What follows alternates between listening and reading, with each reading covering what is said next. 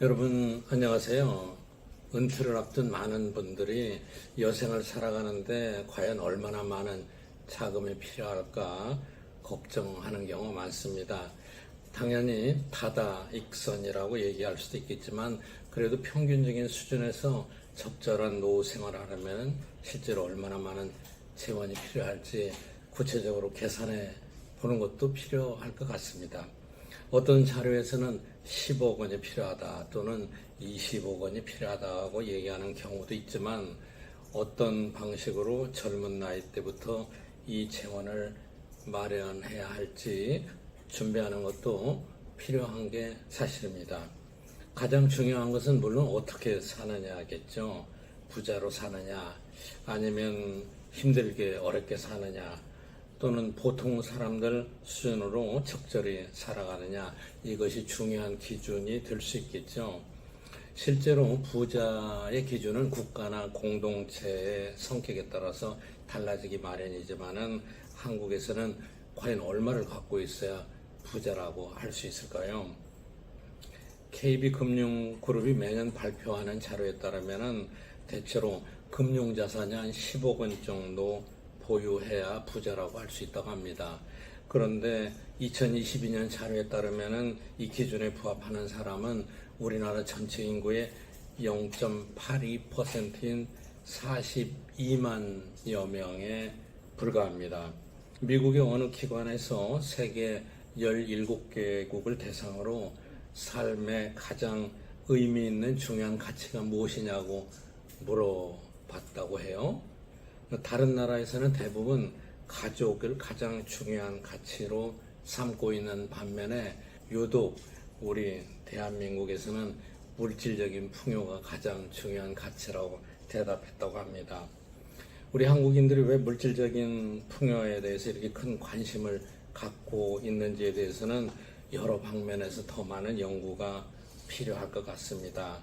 과거 오랫동안 빈곤 상태에서 벗어나지 못했기 때문인지 어찌됐든 실제로 대부분의 한국인들은 물질을 중시하고 이제 돈을 버는 방법 이런 것들을 매우 중시하는 것이 사실인 것 같습니다. 얼마 전에 정희원 교수가 쓴 칼럼 자료를 보면은 노후의 자금이 얼마나 필요한지 평균적인 수준을 우리가 알아볼 수 있을 것 같아요. 시장 경제에서는 돈이 중요한 게 사실입니다. 왜냐하면 사람들이 원하는 많은 욕구들이 물질에 의해서 충족될 수밖에 없기 때문입니다. 주택, 주거, 교육, 여행, 다른 삶의 질에 관련된 것들이 대부분 돈에 의해서 좌우되는 것이 우리 현실인 것도 사실이죠. 나아가 최근에 자료를 보면은 개인의 건강과 수명도 이 재원, 가지고 있는 자산과 굉장히 밀접한 상관관계가 있다고 밝혀지고 있습니다. 자료에 따르면 소득 수준 상위 20%의 사람들의 건강 수명은 73.3세라고 해요.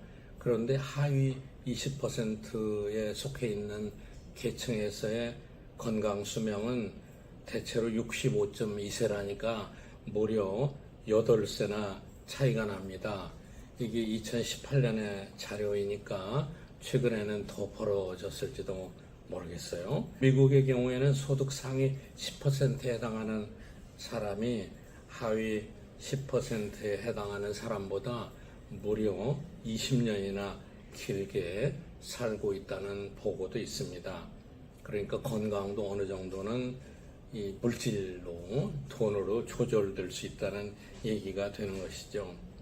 그런데 실제로 우리나라의 개인당 평균 연간 소비 지출액을 보면은 은퇴 후에 평균적으로 살아가는 데는 그렇게 많은 자금이 필요할 것 같지는 않습니다. 그림에서 보시는 바와 같이 20대 가구주의 경우에는 연평균 소비 지출이 1,615만 원이었고 50대에는 1,268만 원이었습니다.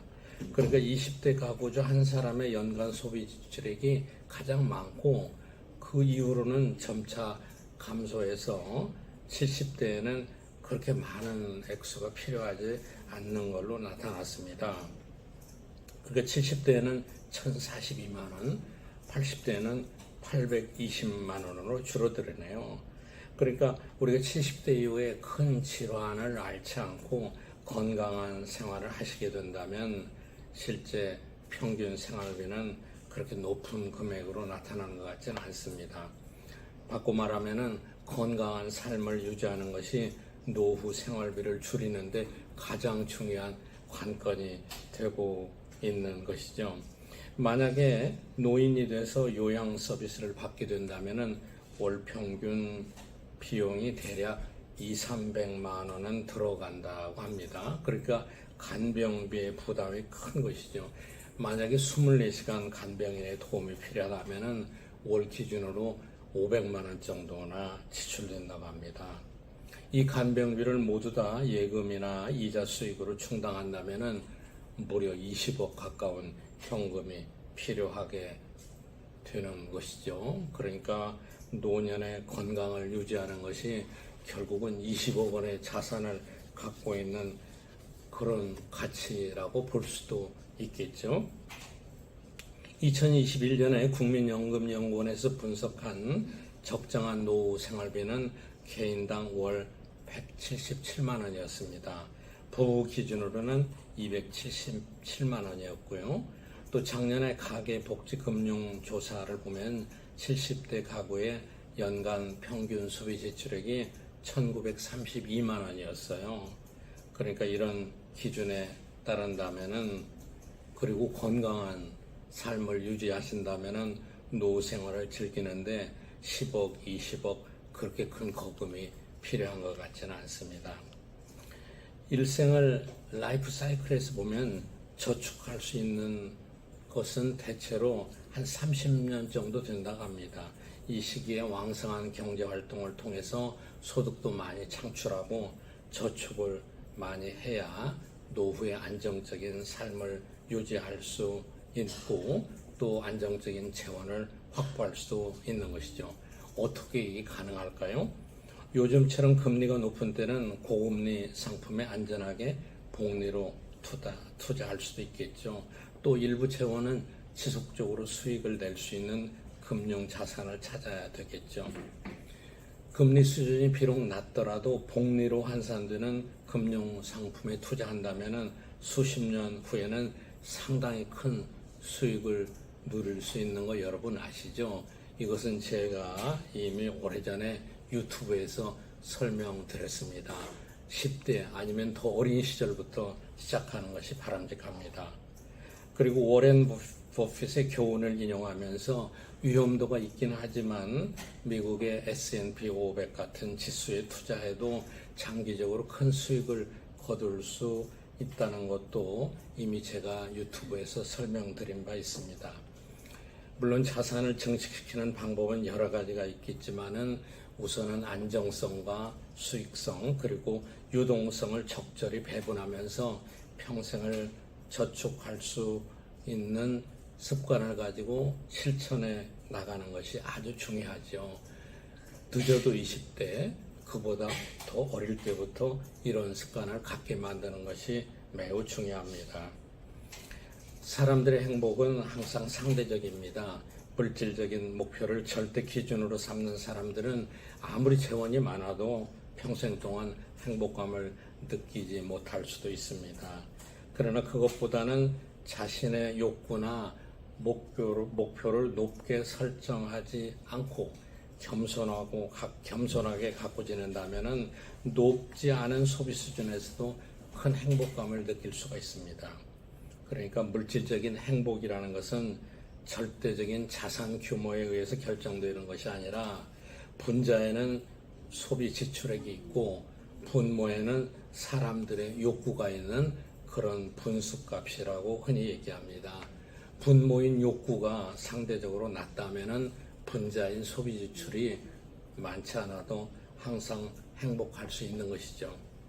그리고 평생 사회활동에 참여하고 남들에게 무언가 도움이 되는 봉사활동을 하고 즐겁게 몰입할 수 있는 일들이 있다면 그것보다 더 행복한 노후가 어디 있겠습니까? 활동적인 삶을 통해서 건강을 얻고 좋은 취미나 자원봉사나 사회공헌 활동을 통해서 자신의 능력을 조금이라도 공동체를 위해서 함께 기여하고 공유하는 생활을 하는 것이 가장 행복한 노후의 삶이 아닐까 생각합니다. 여러분 감사합니다.